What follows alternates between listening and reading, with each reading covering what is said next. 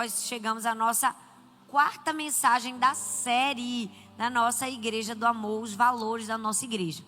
E como eu falei no primeiro culto, todo ano, sempre, todo ano, no mês de outubro, nós fazemos uma série de mensagens especial, uma edição comemorativa da Igreja do Amor, porque o nosso aniversário é sempre no mês de outubro e a gente gosta de relembrar quem esqueceu e ensinar quem está chegando sobre quem nós somos, sobre nossa visão, sobre os nossos valores, sobre o nosso propósito. Então nós já tivemos algumas mensagens. Nós falamos sobre o amor, que é base, é nosso DNA, verdade ou não? Afinal nós somos Igreja do Amor. Já falamos sobre unidade, que foi domingo passado, verdade ou não? E também falamos sobre missões, porque somos uma igreja missionária. Então temos 3 mensagens aí que já foram ensinadas. Se você perdeu alguma, não tem problema. Vai no canal do YouTube da Igreja do Amor Global, tem lá Igreja do Amor. Então você pode assistir as 3 mensagens. Se você assistiu, assiste novamente. Se viu presencialmente, assiste no online. Tem também no Spotify, para que você receba, né, de forma profunda o nosso DNA. E hoje nós vamos falar de mais um valor da nossa igreja, muito especial. Algo que eu amo ensinar é excelência. Bom, a Bíblia fala que tudo que Deus faz é excelente. Eu amo o texto do Salmo 145, versículo 3, que diz assim: grande é o Senhor e digno de ser louvado, a sua grandeza é insondável. Gente, coisa boa é pertencer a Deus, verdade ou não? Nosso Deus é um Deus de uma grandeza insondável.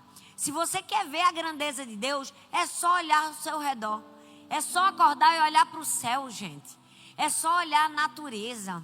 A perfeição das estações bem divididas, né? Vai saindo uma estação, vai chegando outra. É só olhar para o corpo humano, como funciona. A gente vê o quê? A gente vê a mão do Senhor. A gente vê a grandeza de Deus.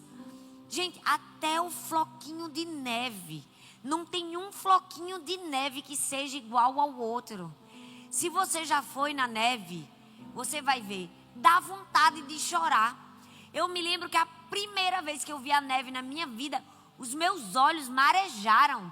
Porque é uma coisa assim, tão linda a criação de Deus, que você fica emocionado. Eu não sei se você já viu que os estudiosos colocam a neve no microscópio e mostram exatamente aquele floquinho bem bonitinho da Elsa, né? Aquele desenho. Pois bem, nenhum floco de neve é igual, eles não se repetem, eles são diferentes. O que é isso, gente? Isso é a grandeza da excelência de Deus. Se tudo que Deus faz é excelente e nós somos criação de Deus, nós somos sua obra-prima, nós fomos feitos à imagem e à semelhança de Deus, nós precisamos representar bem a criação de Deus, a excelência de Deus aqui na terra, verdade ou não? Porque se Deus é excelente, ser excelente para mim e para você não é uma escolha. Ser excelente para mim e para você não é, vamos ver se eu gostaria de ser excelente essa semana. É uma identidade. É parte de quem nós somos. Nós somos filhos de um Deus excelente. Se Deus é excelente, eu sou excelente. Eu preciso demonstrar o caráter, a vida de Deus em todas as facetas da minha vida, nas minhas escolhas, na maneira como eu vivo, como eu falo, como eu me comporto. E é sobre isso que nós vamos falar nessa noite. Eu gostaria de falar de uma lei feita por um homem, que eu gosto de dizer que ele é uma figura muito simpática do Antigo Testamento. Ele é o rei Ciro da Pérsia. O rei Ciro, ele era um homem ímpio, ele não era um judeu, ele não era parte do povo de Deus, mas ele foi um rei que ele foi usado para cumprir os desígnios de Deus. E a Bíblia mostra que o rei Ciro foi usado para isso. O povo de Deus já estava cativo na Babilônia há mais de 70 anos. Então Deus usa o rei Ciro para libertar eles da Babilônia e deixar eles voltarem para a terra prometida. O rei Ciro foi um grande homem. Ele foi um grande administrador, ele foi um grande gestor, ele foi um visionário de mente alargada. Mas, sobretudo, ele foi um legislador. Ele foi um homem que criou muitas leis, e leis muito boas. Tão boas que mais tarde o Império Romano se apropriou de algumas dessas leis que o rei Ciro havia criado. E uma dessas leis era a lei chamada o serviço compulsório da milha. E é sobre ela que nós vamos falar. O que era o serviço compulsório da milha? O serviço compulsório da milha era uma lei que dizia que toda pessoa, animal, meio de transporte, ela estava a serviço do reino. Ou seja, se por um acaso o carteiro oficial da época, o FedEx da época, estivesse doente, não pudesse trabalhar, alguma coisa acontecesse, ele poderia pegar uma carga oficial do governo e dar na mão de qualquer pessoa e dizer assim, carga oficial do reino, leve essa carga. E a pessoa era obrigada a caminhar 1 milha até o local que deveria levar. Depois de 1 milha, ela estava desobrigada a andar. Então, ela poderia pegar aquela mesma carga e passar adiante para outra pessoa e dizer, carga oficial, serviço compulsório da milha. Leve essa carga. E aquela pessoa também estava obrigada a caminhar 1 milha. Não só pessoas, mas barcos, animais. Todos estavam obrigados a cumprir a lei do serviço compulsório da milha. E eu amo que Jesus, como um bom observador da cultura da época, sempre se utilizava da cultura, dos ensinamentos e da própria lei para nos trazer verdades eternas. Então Jesus usa a lei do serviço compulsório da milha e nos dá um grande ensinamento. Lá em Mateus capítulo 5, o verso 41. E esse é um texto que eu quero que você grave, que você guarde no seu coração. Porque nesse texto que nós vamos falar durante toda a mensagem de hoje. Mateus capítulo 5, versículo 41 diz assim: se alguém te obrigar a caminhar 1 milha, vai com ele 2. Bom, com essa expressão que Jesus estava nos ensinando, Jesus pega a lei do rei Ciro, do serviço compulsório da milha, de que todos deveriam carregar e andar 1 milha, e ele diz assim: eu quero te ensinar valores eternos. Se a lei humana te diz que você é obrigado a caminhar 1 milha, eu quero te dizer que no céu e nas leis divinas você pode fazer mais. Se alguém te obrigar a caminhar 1 milha, vai com ele 2. Não sei se você sabe, mas alguns estudiosos acreditam, é uma teoria, mas é uma teoria bem plausível, diga-se de passagem, que Simão de Cirene carregou a cruz de Cristo baseado nessa lei do serviço compulsório da milha.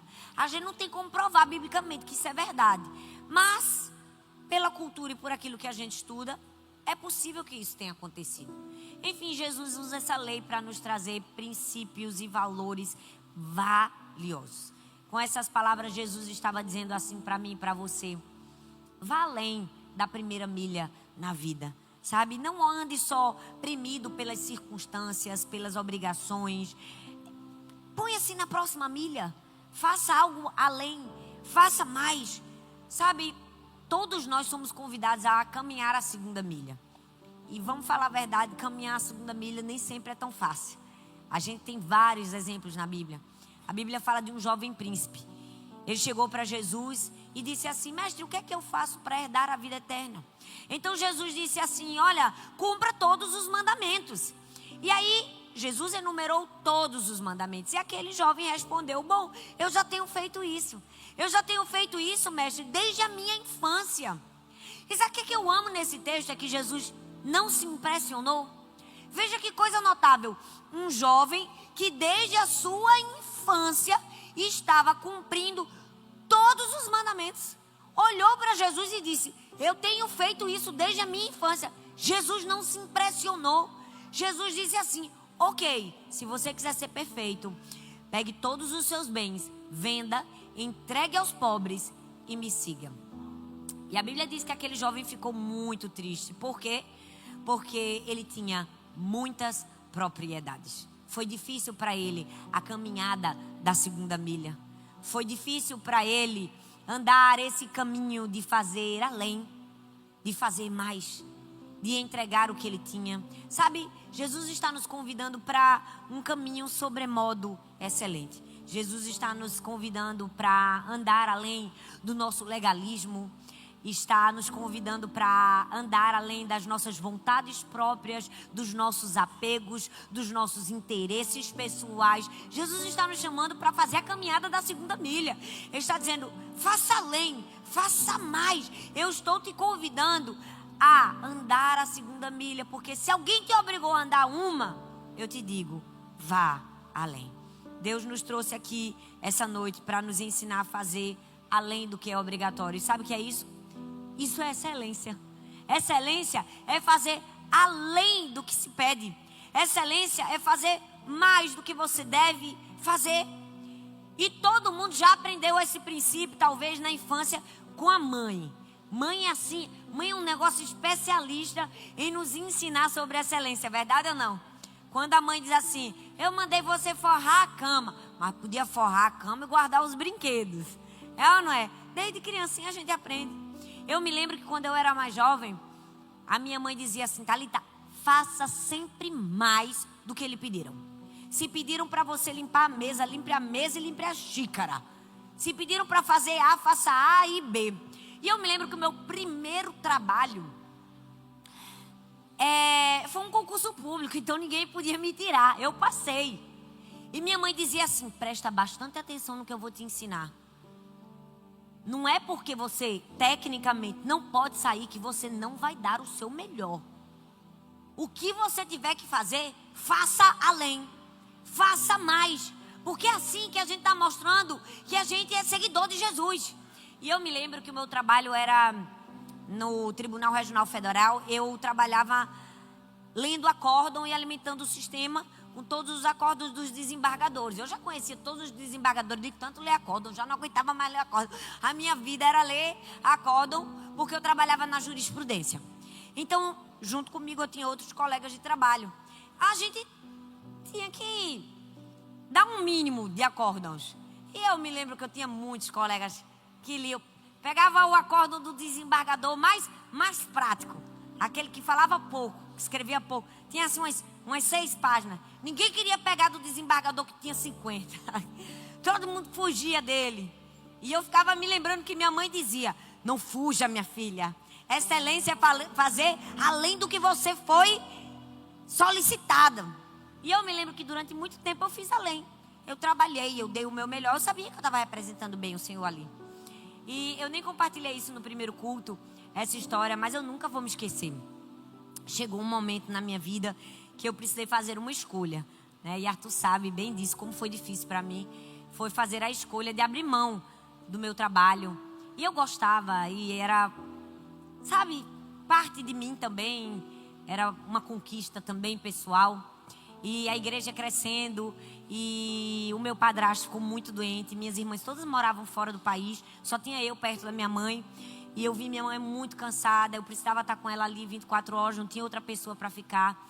E eu me lembro que eu cheguei para o meu chefe e falei, olha, eu vou sair, eu vou deixar tudo, eu vou abandonar. Ele, não faça isso, Thalita, não faça isso de jeito nenhum. Eu lhe dou o tempo que for preciso.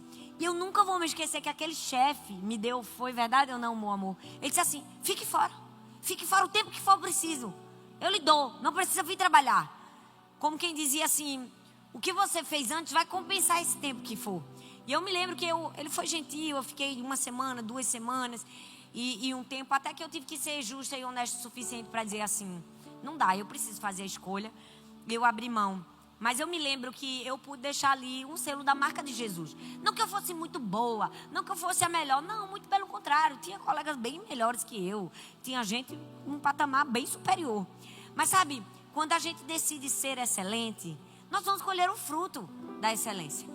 Então hoje nós vamos aprender como é caminhar essa segunda milha. Ainda no texto de Mateus capítulo 5, o verso 20, eu vou ensinar para você qual é a diferença da caminhada da primeira milha para a segunda milha no Sermão da Montanha. O Sermão da Montanha é um texto que nos ilustra muitas verdades espirituais que o cristão precisa praticar. Para quê? para entrar no reino dos céus. Então, se você é cristão, você precisa ler o Sermão da Montanha. Você precisa conhecer o Sermão da Montanha. Mateus capítulo 5, versículo 20 diz assim: pois eu lhes digo que a justiça de vocês, que se a justiça de vocês não fosse muito superior à dos fariseus e mestres da lei, de modo nenhum entrarão no reino dos céus. O que é que esse texto está nos ensinando? Jesus está dizendo assim: não é que não existe justiça entre os fariseus. Jesus está dizendo: existe sim justiça entre os fariseus. Mas a justiça deles é uma justiça no nível comum da primeira milha. A justiça deles é uma justiça própria. É uma justiça baseada na lei, na obrigação. Então, quando Jesus disse assim, ó, a justiça de vocês tem de exceder. Jesus está dizendo assim, ó, a justiça de vocês tem que ser uma justiça no nível da segunda milha. Tem que ser uma justiça santificada pelo amor. A justiça de vocês tem de ser além. Não pode ser aquela justiça só da obrigação, porque eu tenho que fazer. É como se Jesus estivesse dizendo, ok, eles têm justiça, mas eles têm uma justiça no nível da primeira milha. Então entende a diferença de caminhar a primeira e a segunda milha? O texto continua e diz assim, ó, Mateus 5, 21 e 22. Vocês ouviram o que foi dito aos seus antepassados: não matarás, e quem matar estará sujeito a julgamento. Mas, ó a condição aqui que a gente vai encontrar o nível da segunda milha. Eu lhes digo que qualquer que se irar contra o seu irmão está sujeito a julgamento. Também qualquer que disser ao seu irmão racá será levado ao tribunal. E qualquer que disser louco corre o risco de ir para o fogo do inferno. Gente, vamos falar a verdade. Não matarás é algo que a gente não precisa explicar. Qualquer religião, em qualquer parte do mundo, qualquer ser humano sabe que não matar é premissa fundamental. A gente nem precisa explicar por quê. Mas aí Jesus disse assim, ó, vocês ouviram o mandamento? Não matarás. É como se Jesus estivesse dizendo assim, se você nunca matou ninguém, parabéns. Se você está aqui e nunca matou ninguém, parabéns para você. Você está no nível da primeira milha. Mas Jesus está dizendo assim, eu não estou te convidando não somente para não matar. Eu estou te convidando para amar os seus inimigos, para andar a segunda milha. Jesus está dizendo assim, eu estou te convidando a dar de comer a quem tem fome, a dar de beber a quem tem sede. Eu estou te convidando a abençoar aqueles que te perseguem. Eu estou te convidando à caminhada da segunda milha. A caminhada da segunda milha é a caminhada de entregar o que o outro não merece. A caminhada da segunda milha é amar, é perdoar. Quando você não mata ninguém, parabéns, está no nível da primeira milha.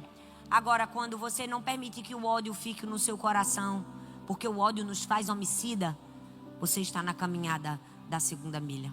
Quantas vezes, por causa das circunstâncias, das adversidades e do que as pessoas nos fazem, muitas vezes somos tendenciosos a não andar a segunda milha e às vezes a dar para trás em algumas milhas.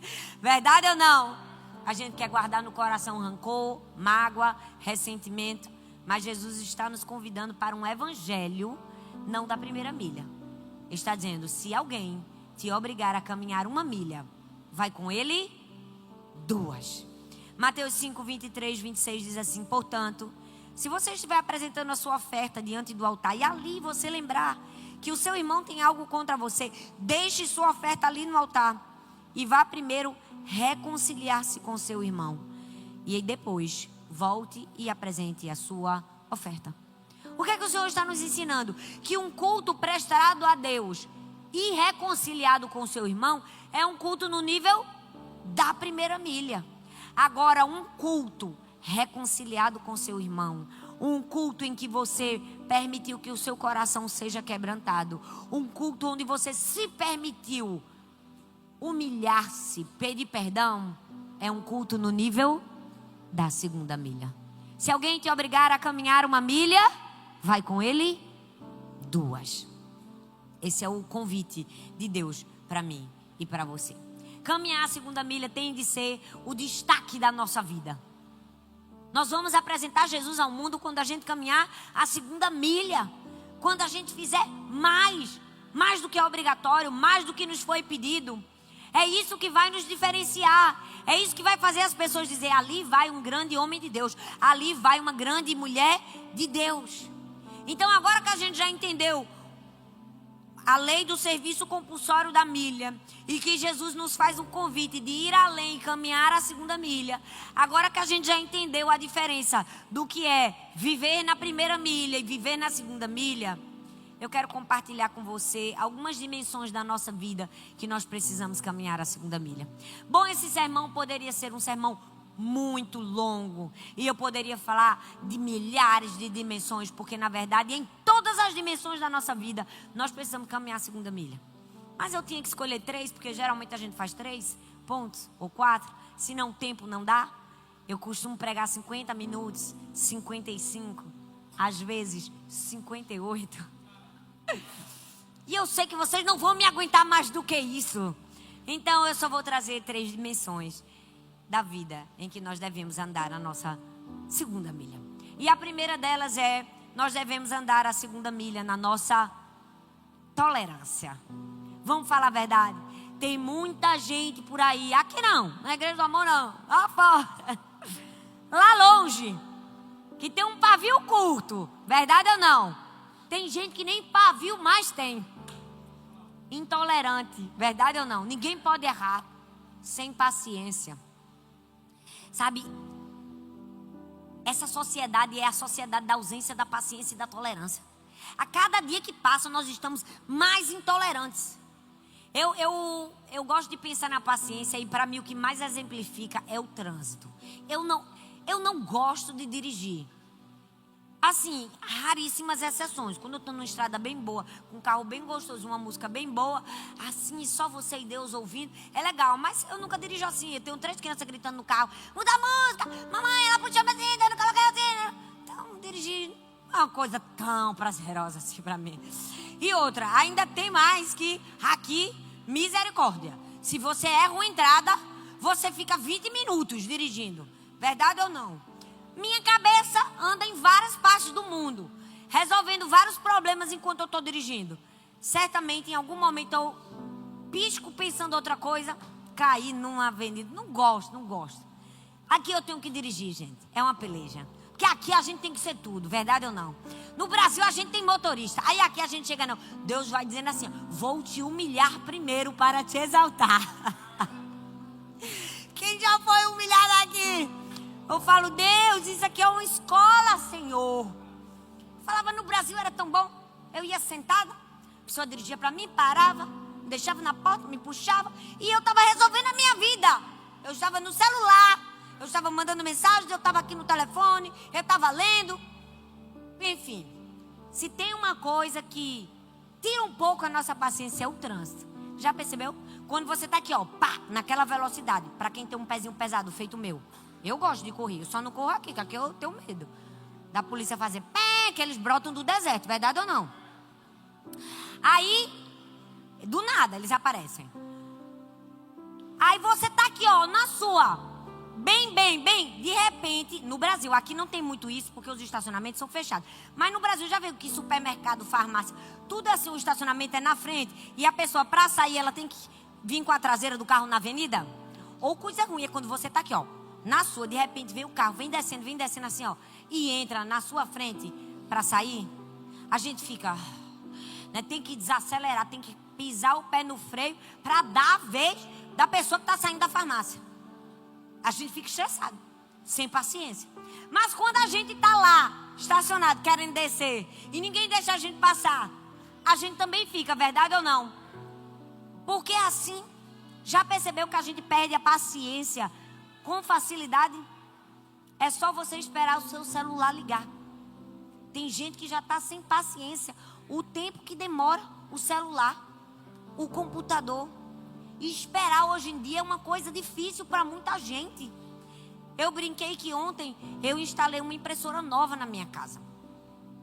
A minha outra impressora era muito... acabava rápido a tinta. E eu tenho 3 crianças. Tarefa. Eu falei, desse jeito eu vou na falência. Eu tenho que achar uma impressora daquelas que é um tubão, que você bota um toner assim. Comprei uma impressora daquelas que é econômicas. fui instalar. Gente, Rodney foi instalar a impressora. Que demora para instalar a impressora. Tem um negócio no celular que demorava e demorava. Eu pensei, gente, se a gente está perdendo a paciência com a instalação de uma impressora, imagina a paciência que a gente está perdendo com as pessoas. Verdade ou não? Nós estamos cada dia mais intolerantes. Tem gente que é assim, não tem um dinheiro para comprar, passo no cheque especial, passo no cartão de crédito. Porque infelizmente as pessoas hoje em dia perderam a arte da tolerância. Mas Deus não. Deus tem sido tão paciencioso conosco. Deus tem sido tão paciente comigo, com você. Você pode parar e olhar para a sua vida. Quantas milhas Deus tem andado com você e comigo. Eu não sei vocês, gente, mas Deus já passou de Rock Balboa comigo. De subir aquelas escadas. Porque Deus tem muita paciência com a gente. Todos os dias Ele tem andado muitas milhas na tolerância e no perdão. Porque justiça seja feita, nós estamos todos os dias dando muitos motivos para o Senhor ter tolerância conosco. Quando a gente diz, não, esse ano vai ser diferente. Esse ano eu vou ler a Bíblia toda, o ano inteiro. Aí Deus fica só olhando lá do céu. Andando a segunda milha, a terceira. Quando a gente diz, não, essa semana eu vou orar mais, eu vou me dedicar mais ao Senhor. Aí Deus, eu estou andando aqui, ó, mais uma milha de tolerância com você. Sabe, Deus tem sido muito tolerante conosco e nós precisamos aprender a andar a segunda milha na tolerância. Se alguém te obrigar a caminhar uma milha, vai com ele 2. Porque Deus nos chamou para a tolerância. Infelizmente, muitos se assemelham a Nabal. Não sei se você se lembra desse personagem nas Escrituras, em que ele era tão intolerante, tão agressivo, que o servo não teve coragem de falar com ele, teve que falar com a mulher dele. Por quê? Porque era alguém intolerante. Nós precisamos nos assemelhar a Cristo. A gente não pode ser Nabal.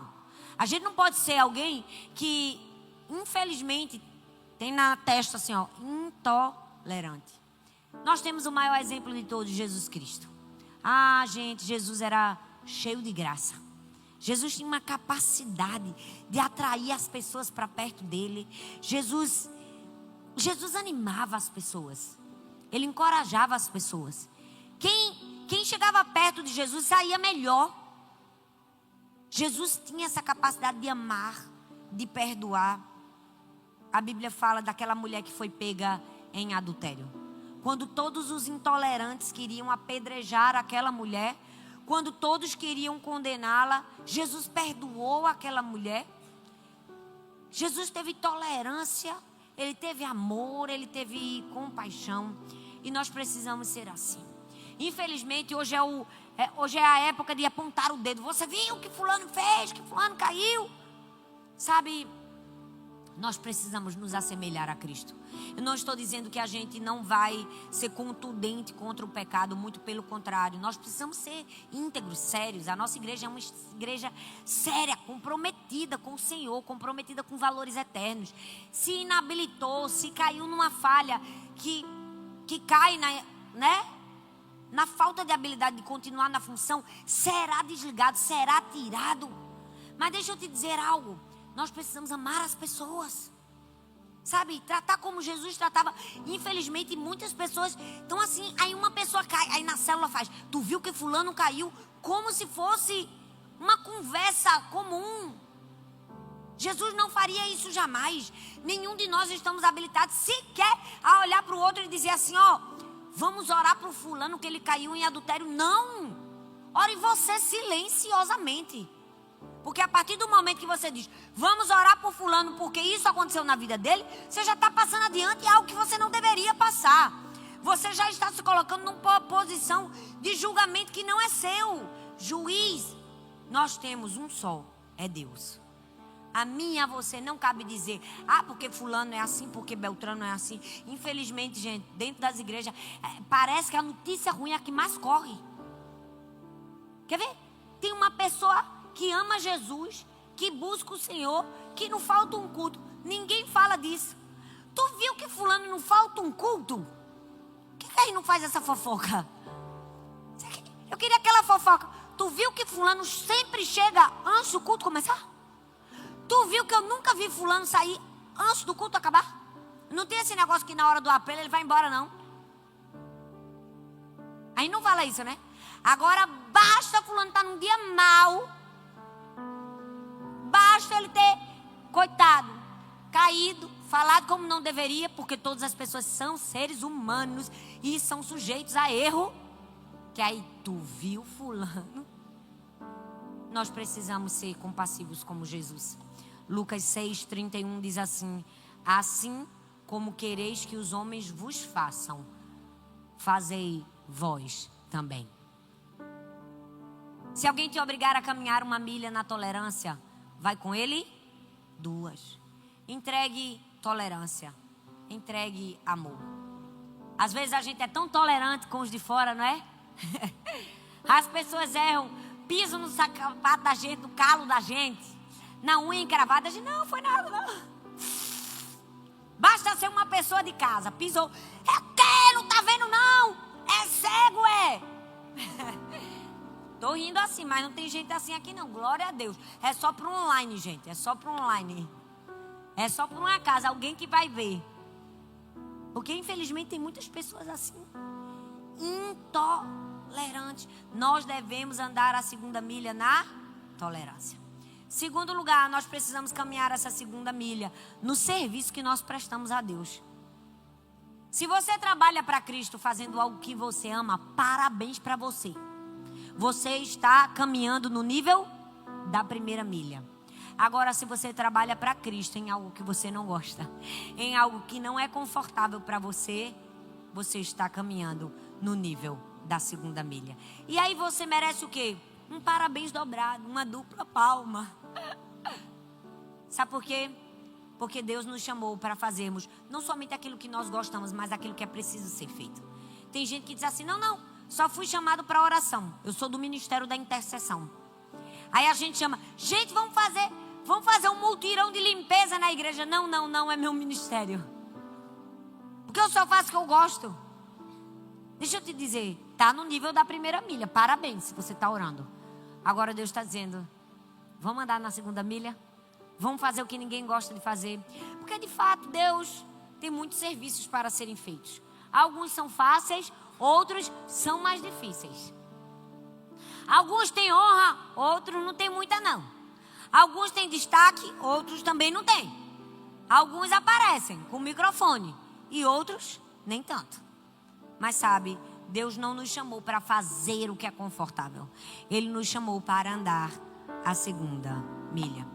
E Ele te trouxe aqui, Ele me trouxe aqui. Ele trouxe você que está no online agora para te fazer uma pergunta. Para dizer, filho, será que é tão difícil para você se comprometer em chegar cedo na igreja? Em trazer um visitante? Que você pensa assim, ai não, esse negócio de trazer um visitante, isso é muito chato, isso é muito incômodo. Eu tenho que ficar incomodando as pessoas, falando. Ai, é tão constrangedor. Será que é tão difícil para você trazer um visitante? Servir num ministério, servir as pessoas. Dá um dia do seu mês inteiro que você cultua a Deus no Kids, que poucos querem servir. Talvez Jesus está dizendo, se é tão difícil isso para você, deixa eu te dizer, a minha caminhada não foi tão fácil não. Eu tive que fazer o que me doeu muito. Eu tive que morrer. Eu tive que ir até o fim. E eu tive que morrer uma morte de cruz. Eu caminhei a 2ª milha em obediência ao Pai e em amor a você. Jesus está dizendo para mim e para você hoje, eu fui um exemplo de alguém que caminhou a 2ª milha. Eu preguei em tempo e fora de tempo. Eu servi com ânimo e cansado. Eu lavei os pés. Eu dei de comer. Eu fiz milagres. Eu deixei perto de mim aquele que ia me trair, aquele que ia me negar, mesmo sabendo que isso aconteceria. Eu não sei por que a gente acha que está fazendo muito para Deus. Às vezes a gente faz e Deus está dizendo, está no nível ainda, não caminhou nem meia milha. Verdade ou não? Nós precisamos ser excelentes. Caminhar a 2ª milha. Eu vi a história de um restaurante super famoso. De um grande restaurante que, além de uma culinária impecável, tinha um serviço impecável. E aí perguntaram ao dono do restaurante: o que acontece? Porque iam muitas pessoas importantes no restaurante. E ele disse assim: quando chega uma pessoa muito importante, quando chega uma pessoa muito famosa, um político, uma pessoa de destaque, vocês fazem algo a mais. O que vocês fazem para conquistar essa pessoa? E aí a resposta daquele dono foi incrível. Ele disse assim: não, nós fazemos a mesma coisa para todos, porque todo cliente é importante. Mas veja o que ele termina. Ele disse assim: se nós tivéssemos que mudar o padrão quando alguém famoso ou importante aparecesse, tecnicamente importante, isso provaria o quê? Que a gente não tem um padrão. Se toda vez que chegasse algum tipo de pessoa a gente tivesse que mudar o padrão, significaria que a gente não tinha um padrão. Então, o que nós fazemos para um, nós fazemos para todos. Deixa eu te dizer, aqui na Igreja do Amor é assim. Nós temos um padrão. A gente tem um padrão de amor, de excelência, de zelo, de cuidado. Você nunca vai chegar aqui para um culto ter começado fora da hora. Pode ter uma pessoa aqui. Nós vamos começar com uma pessoa aqui. Nós temos amor, cuidado e excelência nos mínimos detalhes. A gente tem tudo? Não tem. Não tem. Mas o que a gente tem é com amor, é com cuidado, é com dedicação. A gente está crescendo ainda assim. Temos muito a aprender, bastante. Mas a gente se esforça para manter um padrão de excelência, de entregar o melhor a qualquer um. Aqui não tem assim, o mais especial, o menos especial. O mais importante, o menos importante. Não. Aqui a gente ama todos. Eu me lembro que eu contei essa história uma vez, já muitos anos atrás, muitos anos mesmo. Acho que deve ter pelo menos aí uns 16 anos, 17 anos. 18, acho que 18. Na nossa igrejinha, como a gente chamava, que era bem no começo da igreja, ela era bem pequenininha. Ela era como isso aqui, um pouquinho menor, né, amor? Um pouco menor que isso. E era lá em Maranguapium, era um bairro à margem da sociedade, era um lugar muito carente, muito, muito mesmo. A ponto da gente nunca nem ter ouvido falar de lá. Quando nós fomos enviados para pastorear Paulista, eu mesmo nunca tinha ido na minha vida. E eu me lembro que uma vez, num culto assim, gente, olha, era uma luta, gente, era um calor. Era aqueles ventilador na telha, sabe? Que só fazia puxar o calor da telha e trazer o vento quente. Ajudar que era bom, nada. Era uma luta. Todo culto passava mal uma pessoa. Às vezes uma pessoa chegava: pastor, ora aqui que ela está demandando. Eu digo: tá não, mulher, só está passando mal. O calor, leva lá fora para tomar um ar. E aí eu me lembro que teve um acontecimento. Um jogador de futebol famoso da seleção brasileira, daqueles famoso, não vou dizer o nome, mas do famoso mesmo. E chegou na igreja. Só a chegada dele já foi um acontecimento, porque o carro dele era tão chique, mas tão chique, mas tão chique, que eu acho que nem tinha no Brasil. Acho que naquela época ele já tinha mandado trazer daqui. Sabe aquelas coisas assim, bem? Já foi a sensação, aquele carro chegando. Eu falei: Deus, guarda esse homem, Pai, em nome de Jesus. Livra ele aqui na porta da igreja, Senhor. Ele entrou, ele tinha sido avisado sobre o culto, convidado. Alguém que era amigo nosso em comum compartilhou sobre a igreja e ele foi assistir o culto. Sentou assim no meio do culto. Terminou o culto normal, como sempre, como até hoje é. Eu preciso nem dizer a vocês, porque a gente já está aqui há 3 anos, vocês já viram. A gente sempre chega antes e fica até a última pessoa bem dizer e ir embora. Termina o culto, a gente fica aqui. Vem a pessoa, vem uma, vem duas, vem 3, a gente conversa, a gente vai lá fora, a gente come um lanche, a gente vai falando com quem chegar. Compartilha uma conversa, né, Ângelo? Compartilha um lanche, compartilha uma dor, um problema, aí tá aqui. Aconteceu a mesma coisa, ele estava lá e todo mundo: meu Deus, fulano está na igreja, com aquela coisa, fulano está na igreja. E nós estávamos aqui assim, falando com uma senhorinha. Depois da senhorinha veio outra pessoa e ele assim, esperando a gente. E veio o outro e não, gente, parece que era naquele dia. Sabe aquela pessoa que quando começa a falar não para? E tome falar, e tome falar. E a gente um e outro, e atende um e outro. Quando chegou a vez dele, ele já tinha tirado foto com a igreja toda. Porque todo mundo parou ele. O culto já tinha acabado, claro. E eu me lembro dele de olhar pra gente e dizer assim: eu nunca esperei tanto tempo para falar com um pastor em uma igreja. Aí quase que eu digo: glória a Deus, que sempre tem uma primeira vez, né? Tô brincando. O que é isso? Todas as pessoas são importantes. Entende? Claro, se chegar aqui uma pessoa muito, muito famosa, não quer dizer que eu não dê um cantinho para ela sentar? Dou. Não porque ela é importante. Só para ela poder cultuar em paz. Porque às vezes termina que a pessoa quer cultuar e está todo mundo assim olhando, tirando foto da pessoa. Não. Se ela quiser cultuar em paz, ela vai ter um cantinho para ela cultuar. Só para isso. Não é porque ela é mais importante, porque ela é mais especial. Porque todos nós somos iguais. A igreja tem um padrão. Não tem isso assim, eu só saio com esse grupo. Só como coxinha com aquele. E pizza com esse. Não é? Se a gente tiver que comer a coxinha, a gente come a coxinha. Também se quiserem levar a gente para comer uma carne, também como. Não é? Eu tô como é o nome daquele restaurante que eu gosto bem muito, que tem aquela carne bem perfeita que tu passou na minha cara hoje que tu almoçou lá. É porque tu foi pregar em Tampa, tá? Aí ele chegou para mim e fez, Mô, comi naquele restaurante que tu ama. Eu falo, obrigada. Capitol Grill. Gente, se a gente tiver que comer no Capitol Grill, a gente vai comer. Vai ou não vai? E se a gente comer a coxinha de jaca? Também feliz. Porque nós temos um padrão. Nós entendemos que a excelência não é dar o melhor só quando alguém especial está olhando. É dar o melhor sempre, porque Deus está sempre olhando. Eu vou repetir. Excelência não é dar o melhor quando alguém especial está olhando. É dar o melhor sempre, porque Deus está sempre olhando. Porque a excelência não depende de plateia, gente. Depende de princípio. Não depende de eu vou fazer porque fulano está vendo eu fazer. Eu vou fazer para o pastor ver como eu sou trabalhador. Não, querido. Você vai fazer porque Deus está vendo. E porque tudo que nós fazemos como para o Senhor e não para homens, como diz Colossenses 3:23. Tudo quanto fizerdes fazer de todo o coração, como para o Senhor e não para homens. Então, entregue ao Senhor a sua excelência no serviço que você presta a Deus.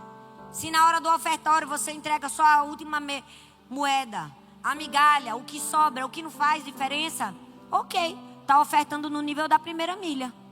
Se na hora da oferta você entrega além, você entrega do seu sacrifício, você entrega do seu melhor, você está ofertando no nível da segunda milha.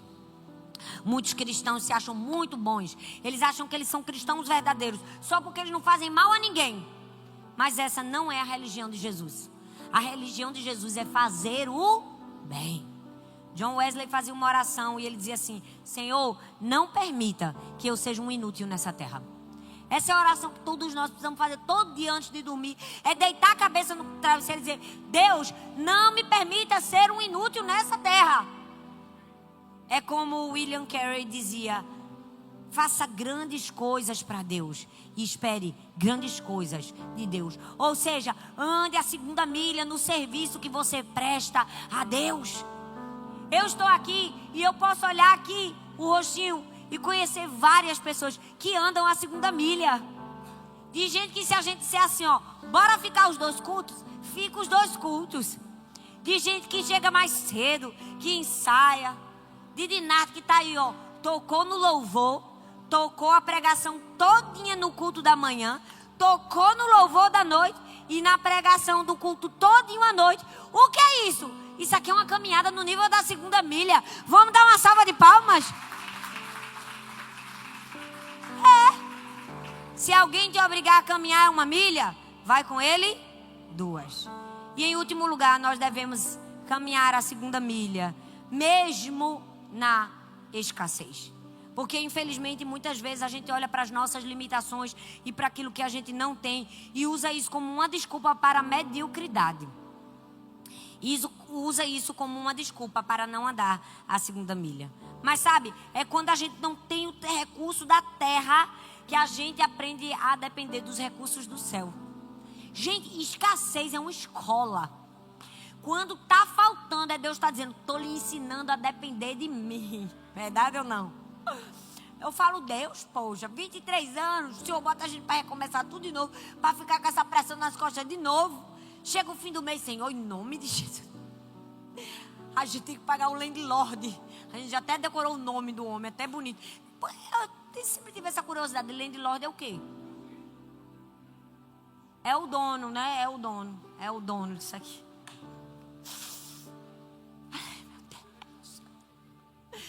Como é, amor? O nome dele é John. Vamos orar pela vida de John. Falo, Deus, se atrasar um dia, John vem bater na minha porta.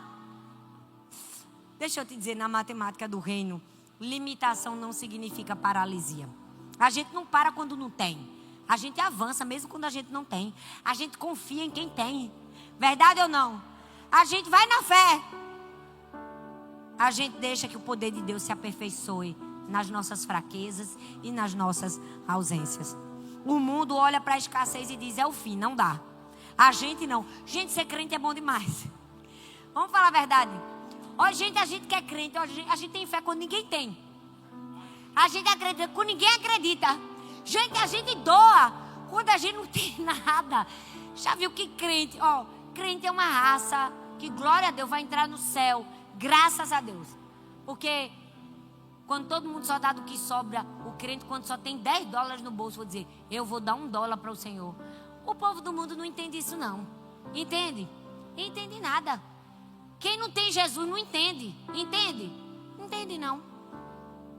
Excelência é algo que não depende da abundância dos nossos recursos, mas da abundância da nossa disponibilidade de entrega. Sabe? Não é sobre quantos pães eu tenho na minha mão. É sobre nas mãos de quem eu vou colocar os pães que eu tenho na minha mão. Excelência é sobre em quem eu vou confiar o pouco que eu tenho. Porque pode parecer pouco, mas nas mãos certas, muito se fará. Com 5 pães e 2 peixinhos, o Senhor alimentou uma multidão. Então pare de olhar para a sua escassez e dizer, eu só tenho isso. E comece a olhar nas mãos de quem eu vou colocar para viver a prosperidade e a abundância. Coloque nas mãos da pessoa certa. Excelência é confiar que Deus cuida de nós. Excelência é algo que nos ensina na escassez a pensar fora da caixa.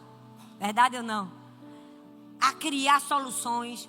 Coisa linda é, quando chegou o orçamento, a gente disse, pronto, e agora? A gente vai fazer o quê? Que coisa linda, todo mundo nos grupos se movimentando. Gente, bora fazer um bingo, bora fazer não sei o quê, vamos fazer a noite dos caldos, vamos fazer, todo mundo se movimentando na igreja para a gente arrecadar os recursos. Gente, o que é isso? É o que a escassez faz. Ela exprime a gente assim, ó, e tira a nossa criatividade. Nos leva a alcançar o máximo do nosso potencial. Se você tem pouco tempo, faça uma boa gestão do tempo que você tem, você terá mais. Tem poucos recursos, aprenda a gerir os poucos recursos que Deus te deu. Aí tem gente que diz assim, mas é porque eu não conheci a pessoa certa. Eu tenho poucas conexões. Meu querido, quem tem Jesus tem tudo. A maior conexão na vida que você pode ter é a conexão com o céu. Quem tem conexão com o céu não precisa de conexão na terra. Tem gente que vive correndo atrás de conexão. Não, no dia que eu conhecer uma pessoa fulano, cicrano, uma pessoa importante, no dia que ele me apresentar outra pessoa, as portas vão se abrir para mim. Rapaz, quando Deus quer te abençoar e te favorecer, Ele traz na tua porta. Ele te dá na tua mão. Eu nunca vou me esquecer. O meu primeiro livro que eu publiquei, quer dizer, na verdade foi o segundo, que foi o Deixe-me Apresentar Você. Sabe como foi, gente? Eu não fui atrás de ninguém. Eu já pregava, né? Já tinha alguns vídeos e tal. Esse negócio de bater atrás de uma editora, de buscar, ei, tu conhece fulano? Me apresenta cicrano. Eu que nada. Minha conexão é o Senhor. Quando Deus quer abençoar, Ele vai lá e abençoa. E eu também nunca nem tinha pensado nisso. Sentei num restaurante aqui nos Estados Unidos, depois de uma conferência com os pastores amigos. Chega o diretor da editora e fez, Thalita, você nunca pensou em escrever um livro? Eu disse, não, eu escrevo todo domingo, né? Meu sermão eu escrevo todo domingo.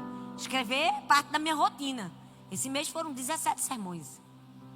E aí ele ficou assim, então faça o seguinte, em 3 meses você me entrega um boneco, né? Um rascunho do seu livro, de um livro, de um tema que você gostaria de falar, eu entrego.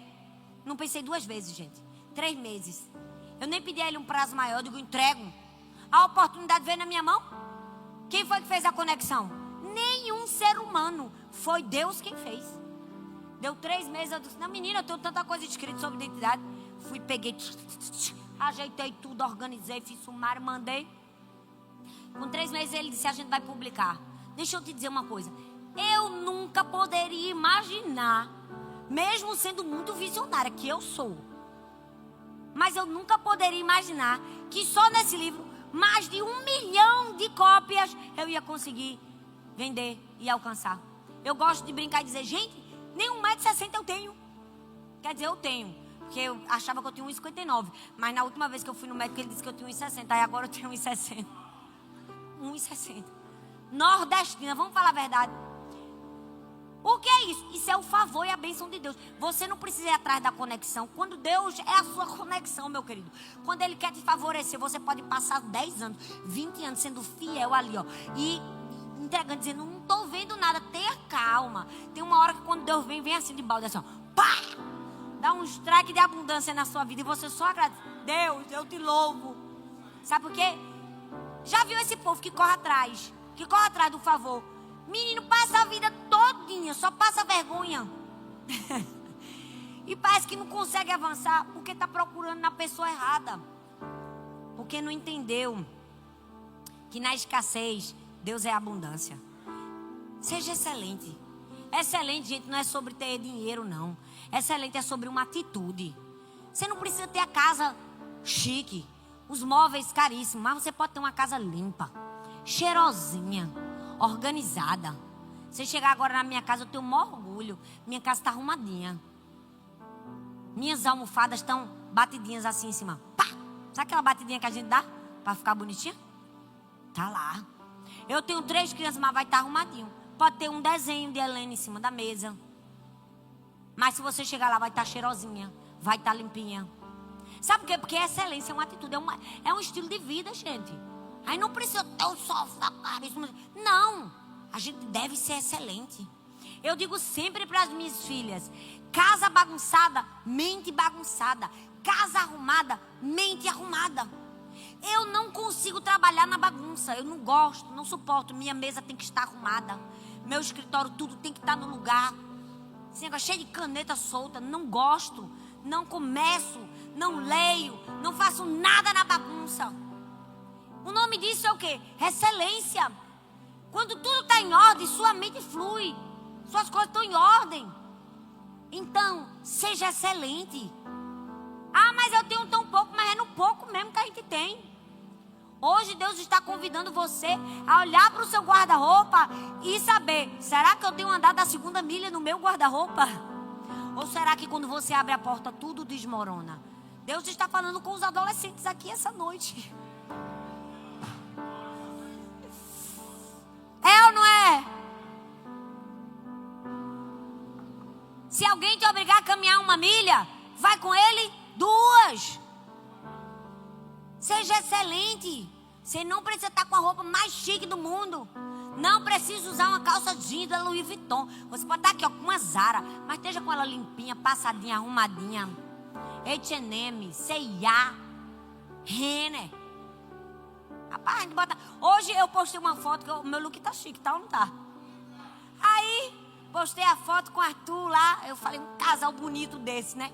Passamos dos 40, mais de 25 anos de casado. E a gente tá mais bonito, olha só.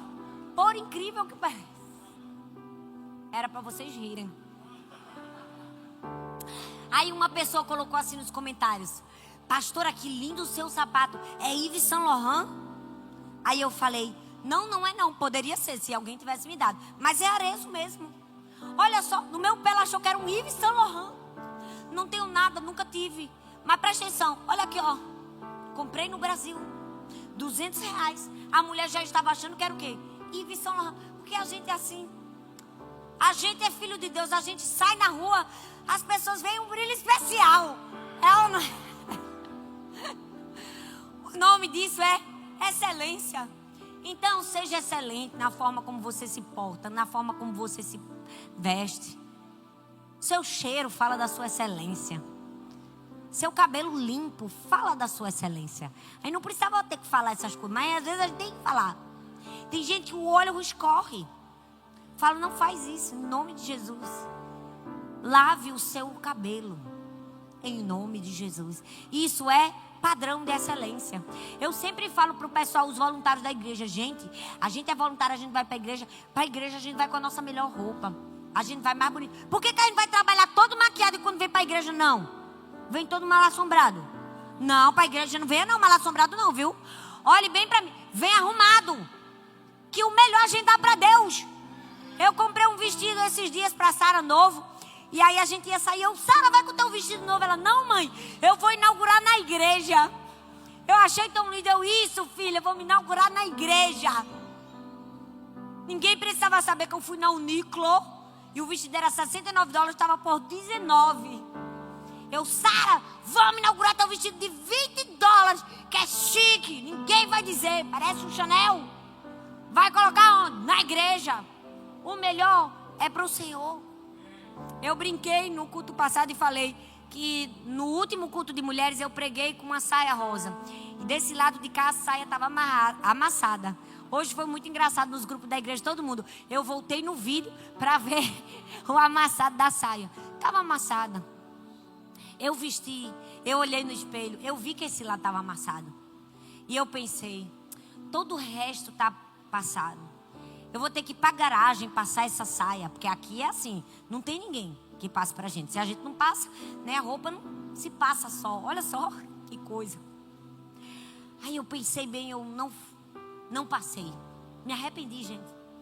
Sem mentira nenhuma, perante Cristo, eu me senti mal. Quando saiu o vídeo do chá das mulheres, eu com a saia amassada, eu não conseguia olhar nada. Eu só olhava a minha saia amassada. E eu pensava, Thalita, por que você foi para a igreja pregar com a saia amassada? Nunca mais. Por quê? Tem gente que vai dizer, que besteira. Não, isso é excelência. A gente tem que dar o melhor para o Senhor. Não é sobre vaidade, é sobre fazer o melhor com aquilo que Deus colocou nas nossas mãos. Entende? As pessoas, antes de ouvirem aquilo que a gente fala, vão ver aquilo que a gente faz. Mediocridade é dar esse jeitinho. Excelência é dar o melhor. Então chegou, dê o seu melhor sorriso, dê o seu melhor abraço. Faça diferente. E muitos cristãos na vida que estão dando o melhor de si para andar a segunda milha. Aqui na nossa igreja, hoje no grupo dos voluntários, eu agradeci. Eu digo, vocês são os melhores. Porque tem muita gente andando a segunda milha aqui, gente. A gente tem poucos voluntários. Então, às vezes, tem voluntário que está em 3, 4 ministérios. Tem muita gente andando a segunda milha, mas tem muita gente também que só está andando uma milha. E o que é mais triste de tudo é saber que tem gente que está andando para trás. Deus está nos chamando e dizendo, se alguém te obrigar a caminhar uma milha, vai com ele 2. Eu quero que você faça a seguinte suposição. Quero te fazer refletir. Eu quero te fazer responder essa pergunta no íntimo do seu coração. Faça essa seguinte suposição. Se todos na minha igreja orassem como eu oro, a minha igreja seria mais avivada ou mais fria espiritualmente? Faça a seguinte suposição. Se todos na minha igreja servissem como eu sirvo, a minha igreja seria melhor? Se todos na minha igreja contribuíssem como eu contribuo, a minha igreja teria recursos para pagar as contas no fim do mês? Se todos na minha igreja obedecessem como eu obedeço, se todos na minha igreja perdoassem como eu perdoo, como seria a minha igreja? A gente precisa fazer essa pergunta para a gente, não é? Todos os dias, se possível. E eu quero encerrar com um exemplo tão lindo. De uma senhorinha muito simples, que ia se batizar. E aí ela foi para aquela conversa com o pastor sobre o batismo. E o pastor fez aquela pergunta, como é que você sabe que hoje você é uma nova criatura? Como que você me prova que você de fato agora é uma mulher salva, é uma cristã? Aquela mulher era uma funcionária doméstica lá em uma casa. Ela não tinha muitos estudos. Ela não sabia explicar com as suas palavras a doutrina da salvação. Ela também não sabia falar da doutrina da justificação. Ela não sabia citar os textos bíblicos. Mas quando o pastor perguntou se ela queria se batizar e como ela tinha certeza que agora ela era nova criatura, era uma cristã de verdade. Ela disse, pastor, eu sei que eu sou uma cristã de verdade, porque agora eu varro debaixo do tapete. Porque antes, pastor, quando meu chefe não via, eu deixava eu deixava o que estava sujo embaixo do tapete. E agora, toda vez que eu vou limpar a casa, no meu trabalho, eu me lembro que eu tenho uma responsabilidade, que eu tenho que ser como Jesus. Então agora, pastor, eu varro embaixo do tapete. Aquela resposta simples. Na simplicidade daquela mulher, ela conseguiu entender. Agora eu percebo que servir a Cristo é obedecer e viver um padrão de excelência. Deixa eu te dizer, onde existe uma pessoa disposta a caminhar 1 milha, ela influencia 1000 milhas ao seu redor. Quando você caminha 1 milha a mais, você está influenciando outras pessoas a caminharem. Então, quando você caminha a 2ª milha, tem um fator de progresso. Quando você caminha a 2ª milha, você influencia milhares de milhas que você nunca poderia pensar e imaginar. Se alguém te obrigar a caminhar 1 milha, vai com ele 2. Você pode ficar em pé no seu lugar. Você pode fazer essa oração. Você pode dizer: Senhor, eu quero, Pai. Eu quero, por Ti, fazer o meu melhor. Porque a gente vive por Ele. Verdade ou não? Tudo por amor e com alegria. Eu quero que você levante suas mãos e faça essa oração. Dono dos meus dias.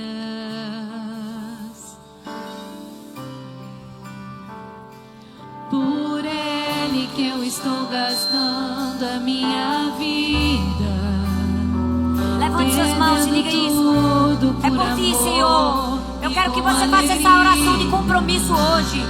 De dizer: Senhor, me perdoa todas as vezes que eu andei só a 1ª milha.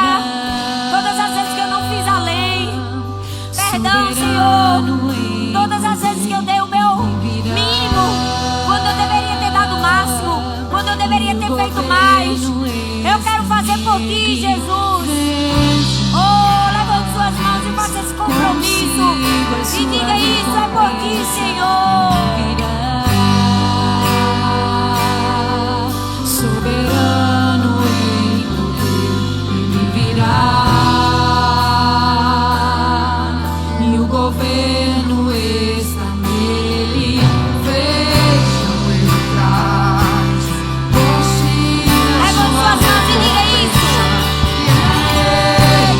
Diga: eu quero gastar a minha vida, Senhor. Eu não quero ser uma pessoa inútil. Eu quero fazer grandes coisas para Deus e esperar grandes coisas de Deus. Oh, eis-me aqui. Eis-me aqui, Senhor. Eis-me aqui. Eu quero andar a 2ª milha.